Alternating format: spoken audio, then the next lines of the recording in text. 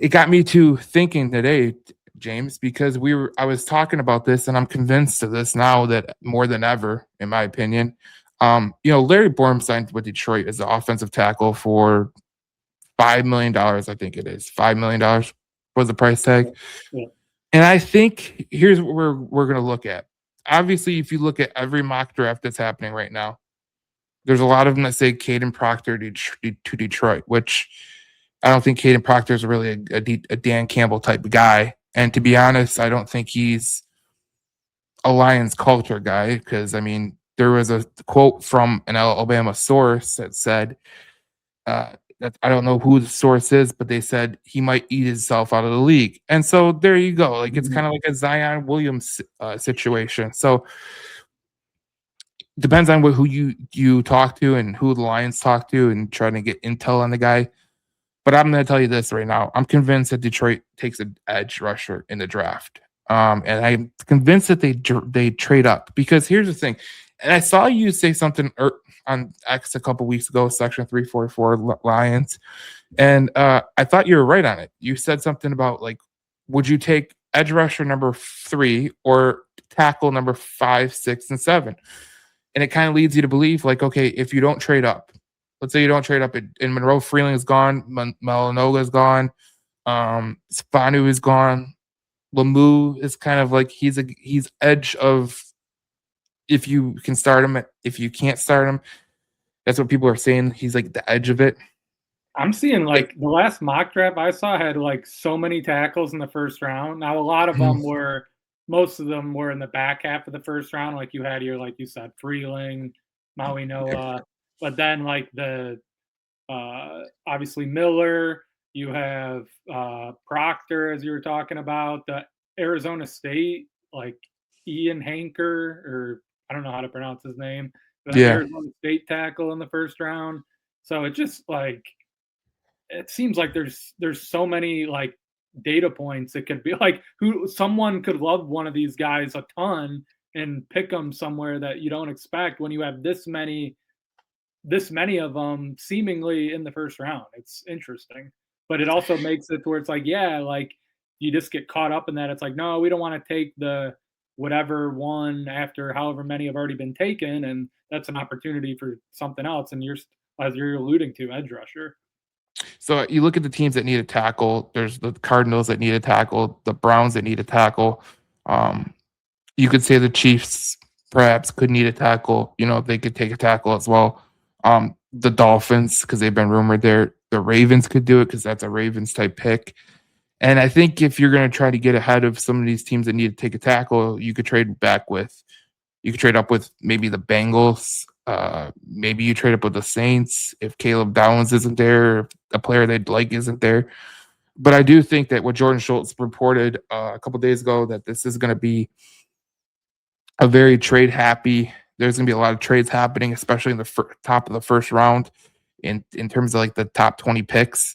I think he's right, to be honest, and I think the Lions will be involved in that because here's the thing: the Lions can take a chance on an edge rusher because of two reasons. One, Larry Borum could start at right tackle. We could all make that a conclusion that he could start at right tackle, and you move Sewell to left tackle. I know there's pros and cons to moving Sewell to left tackle. There's pros and cons to everything. So there you go. But I look at the edge rushers. Like if you look at edge rushers that could be available when the Lions pick at 17, you'd have Mesidor, Falk, Cassius Hall, TJ Parker, Zion Young. But if you trade up and you kind of like, let's say you put a monumental offer and you got to pick 5 or 6. Ruben Bain could be there. Dave Bailey potentially could be there. I mean, by Drew, what was it?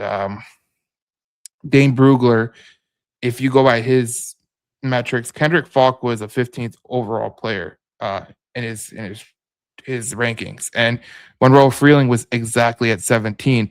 And I don't think it's going to play out like that. But I think what you have allowed yourself to do is you can go and you could say, okay, we're going to go take a chance and trade up for an edge. And it would be a total Brad Holmes thing to do because he's done it in the past. Like he's traded back, he's traded up. He's not afraid to make a chance. And I saw something on the internet last night. It was from one of my favorite Twitter accounts, besides James' Twitter account. But it's draft capital spending. Okay, so if I told you that Detroit spent the most draft capital on one position, what would you say? The most draft capital on one position. It might be defensive line. Defensive line at 27.6, 22.6 is defensive back. Linebackers at 5.9, wide receivers at 10.8, offensive lines at 15.9. Obviously, they haven't taken a quarterback besides Hendon Hooker, so it's like 2.0. Tight end, obviously 4.2 because of Laporta. So I mean, they don't really take special teams guys. They take defensive linemen, defensive back, and offensive line. Those are their top three that they usually attack. Okay.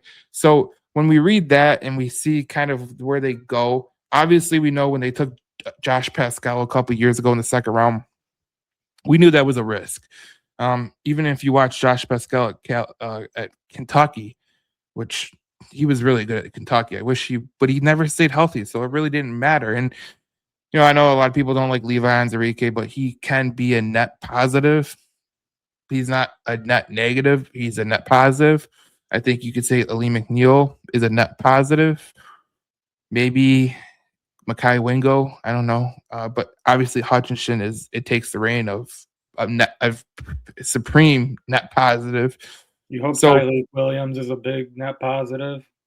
Yeah, I think he's going to have a better year. I think he's going to break out year next year with the Lions. So I think Tyleik Williams is another one, obviously. And I think Tate Ratledge last year was obviously a great pick. And I thought he had a really good year from this standpoint, James, because when you look at players who the lowest pressure rates allowed by an NFL rookie interior offensive line over the past 5 seasons per True Media, it's Creed Humphrey with 1.3. So Creed Humphrey's elite. Just it is what it is.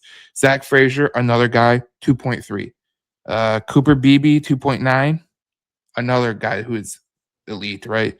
Kendrick Green, Joe Tippin, Graham Barton, Tate Ratledge. Those are your top 7, basically.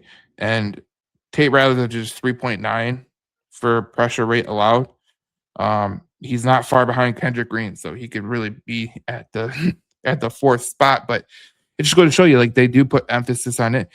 And we all know that Brad Holmes loves the best player available. That's kind of what he likes. So, I mean, me and you were having a conversation outside of this live podcast, but we were saying, like, look, if Monroe Freeling's off the board, if Fano is off the board, if you're down to tackle number 4 and your edge rusher number 3, right? Let's say it's edge rusher number 3, like Dane Brugler. Kendrick Falk is edge rusher number 4. Okay, offensive tackle is number 3 is Monroe Freeling. So if it broke that way, obviously you can go to Monroe Freeling. That would be clear and obvious. But I think there's teams in front of you that will take a tackle, and I think that's one that you could see happen. So I don't know, James. That's kind of what I'm convinced of right now. I think that I really do think they're going to take an edge, in my opinion. And I go back to this because I think it's either they're trading up for a tackle or they're trading up for an edge. Kind of the way I look at it. But this is a deep edge draft. I don't think it's as deep at tackle for a starter. So it's interesting because I think you got to weigh the pros and cons to everything. And also, we talk about the hit rate all the time. I think you got to talk about the hit rate too. Is an edge rusher more of a hit than a tackle?